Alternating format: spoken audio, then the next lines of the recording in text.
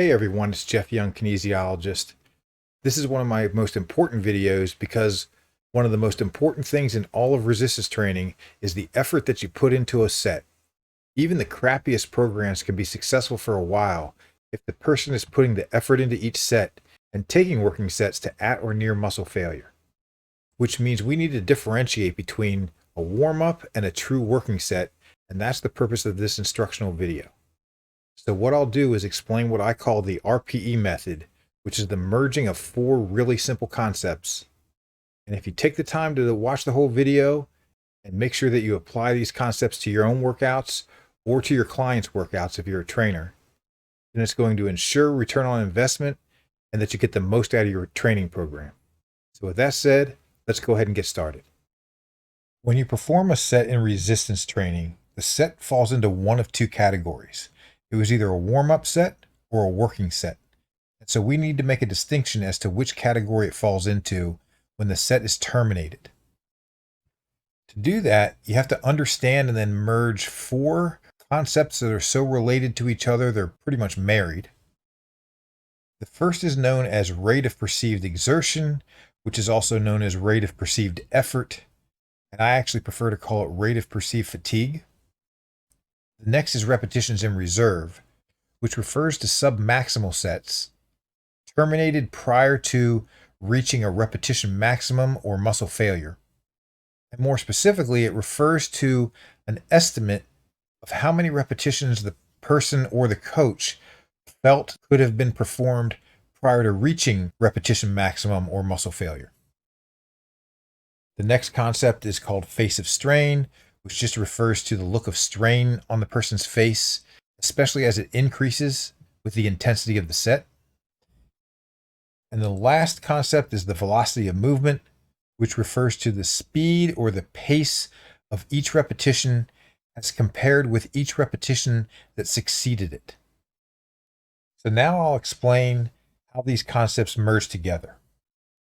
On a 1 to 10 scale, with 10 equating to either a repetition maximum or muscle failure, which I'll define right now with a quick video visual. Audio jungle.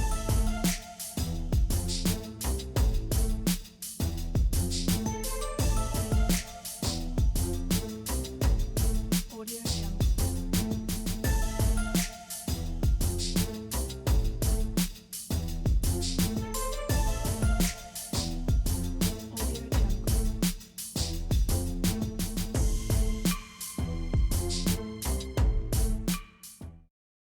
If the person's perceived fatigue was in the 1 to 6 range at the end of the set, then the set was a warm-up.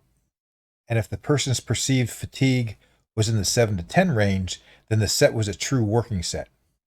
But where these other concepts come in, and the reason why they're so important to understand and to merge together, is because claiming that the intensity of a set felt like a certain number on a scale of 1 to 10 doesn't necessarily mean that claim was accurate.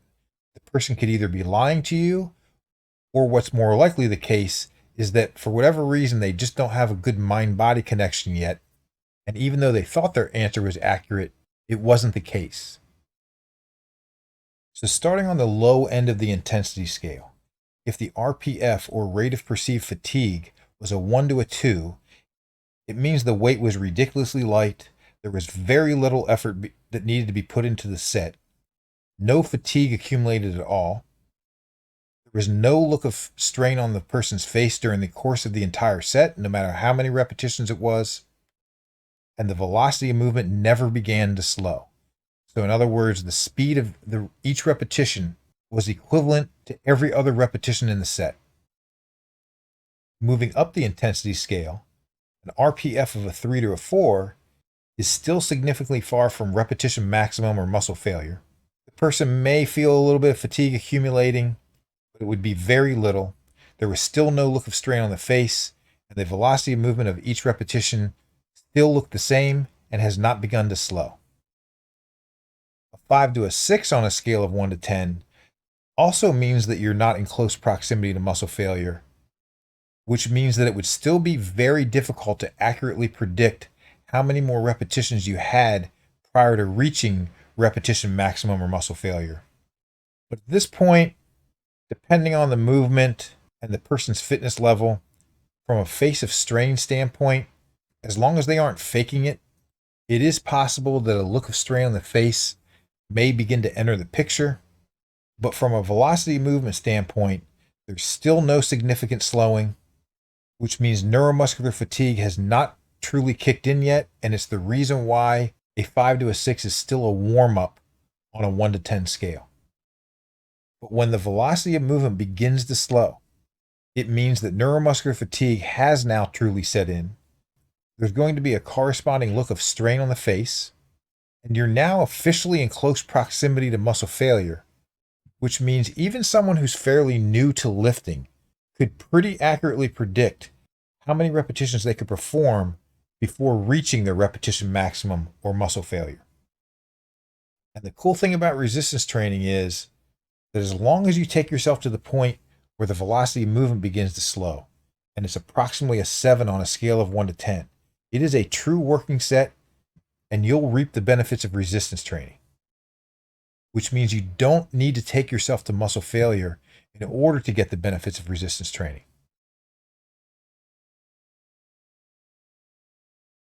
But the truth is, unless the individual has some sort of condition where to be safe, they shouldn't go higher than a 7.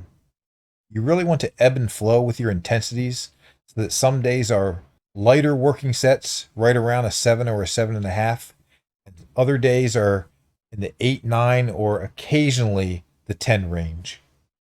And so if you reach a 7 where you had approximately 3 to 4 repetitions left in the tank and decide to perform another repetition, you're now moving up the totem pole to an 8 on an RPF scale. You're in closer proximity to muscle failure. More specifically, it's defined as being within about 2 to 3 repetitions, although this would depend on the repetition range that you're in. More on that later. The look of strain on your face is now beginning to increase, and the slowing of the velocity of movement is beginning to become closer to a stop. And then if you continue with the set and perform another repetition so that you reach a 9 RPF, you're now within 1 to 2 repetitions of muscle failure. The look of strain on the face is near maximal. The velocity of movement is near a stop. And you can tell intuitively that you're near your repetition maximum or muscle failure. And then a 10 would be defined where you completed the last repetition of the set that you were able to complete with proper form, where the accumulation of fatigue would not allow you to perform another repetition. And because of that, the velocity of movement came to a stop. So as you can see, all these concepts are really simple to understand. They're all extremely closely related. But the most important of these 4 concepts by far is the slowing of the velocity of movement. Because when the velocity of movement slows, and especially when it increasingly slows, the look of strain on the face will kick in and will also increase, and the proximity to muscle failure becomes closer and closer to the point where it becomes easy to predict. So since most sets don't need to be taken to repetition maximum or muscle failure, and nor should they, because if you do take yourself regularly to repetition maximum or muscle failure, you increase the risk for injury or joint pain, and you also increase the risk for what's called central nervous system burnout, because the central nervous system needs a break from high intensity training. It can't go hard all the time. And because of that, and especially for general and special populations, nearly all working sets should be submax in intensity, which really underscores the need to understand these concepts. So when you're lifting, or if you're a coach observing your client, you really need to be in tune with the velocity of movement of each repetition in any set. Because if the intent of the set was to be a warm-up and the velocity of movement began to slow and a look of strain on your face started to occur, then in that particular set you loaded up too much because you took the set to a working set. But if the intent of the set is to be a working set, and at the end of the set there was no slowing of the velocity of movement, then the truth is it doesn't really matter if there began to be a look of strain on your face, or if you think that you were in close proximity to muscle failure. If the velocity of movement didn't slow, it was a warm-up and not a true working set. And another way to word all this is to get the benefits of resistance training, no matter what repetition range you're training in, you need to take yourself to the point where the velocity of movement begins to significantly slow at the end of the set. Once it starts to slow and has become approximately a 7 on a scale of 1 to 10, whether or not you want to continue with repetitions and take yourself closer to repetition maximum or muscle failure becomes an executive decision based on how you're feeling that day or what the goal of the session is. But with few exceptions, no matter what the repetition range, most people can tolerate loads that take them to about a 7 on a scale of 1 to 10, which is the reason why resistance training is safe for pretty much everyone, even those who suffer from cardiovascular, neurological, or orthopedic conditions, and even the oldest of old. And lastly, the RPE method is most accurate in about the 6 to 15 repetition range.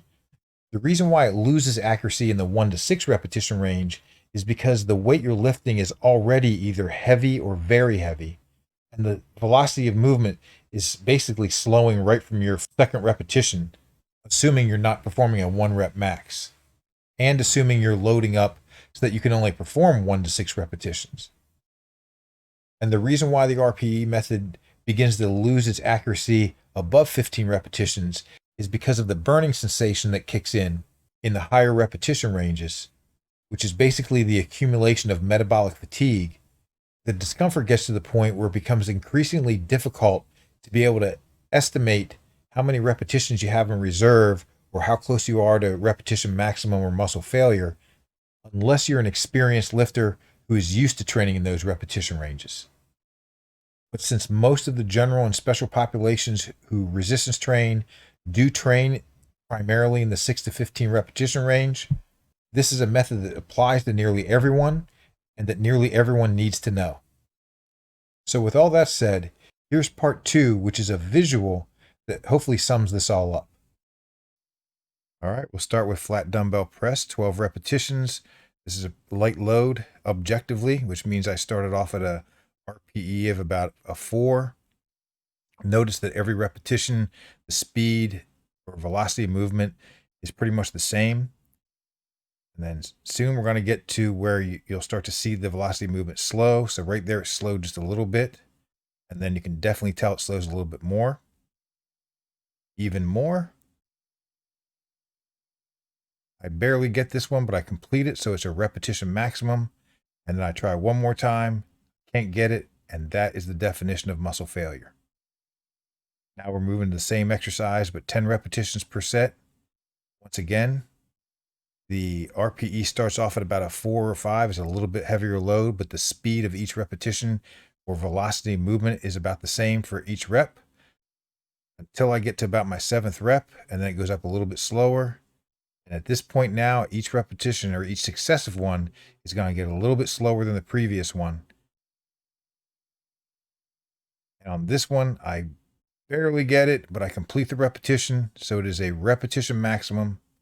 And I know intuitively not to even try another one because I'd fail. Now we're loading up so where I can only get 7 repetitions in the set.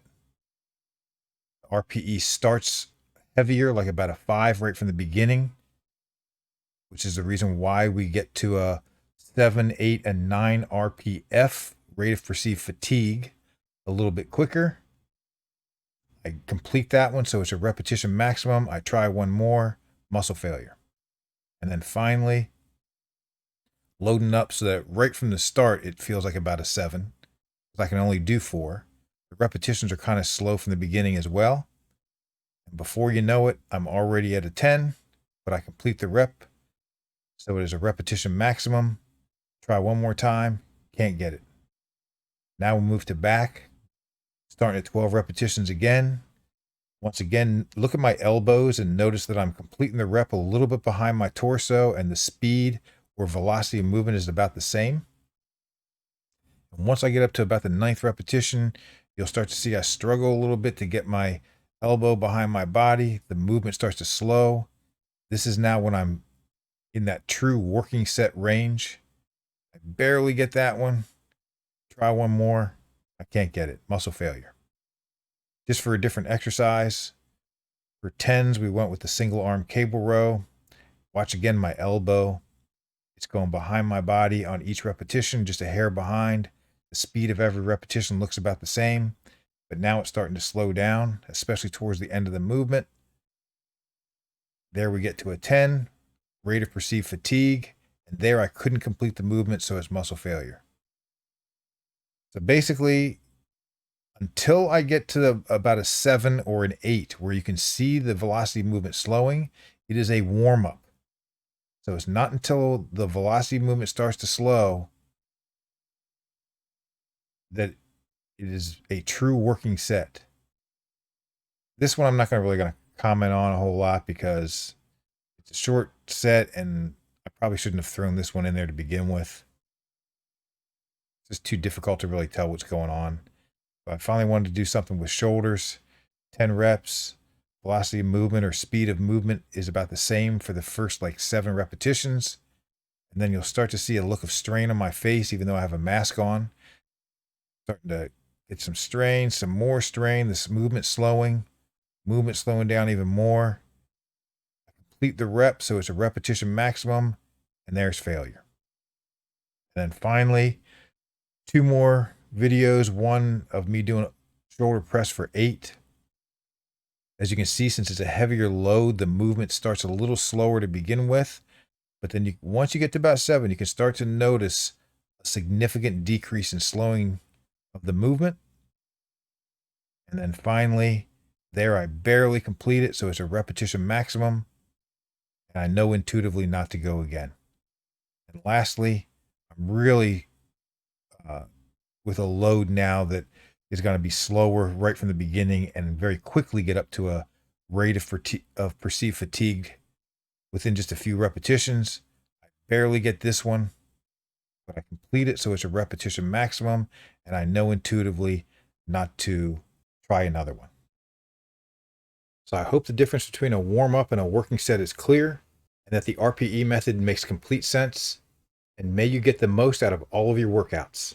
So thanks a lot for watching, and I'll see you in the next one.